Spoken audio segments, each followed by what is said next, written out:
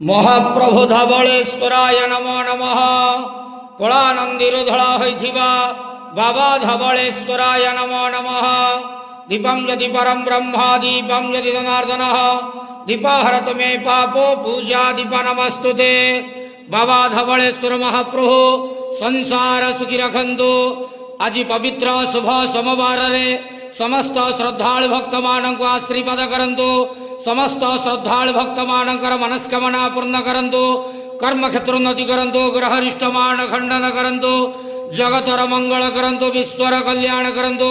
आपणकर नाम प्रकाश करंतु। सेवकर डाक श्रवण करंतु।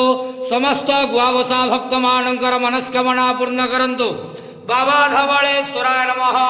संसार सुखी रखंतलंदे गवार हरि बोलो। आज शुभ सोमवार रे समस्त श्रद्धालु भक्त मानक आशीर्वाद करंतलंदे गवार हरि।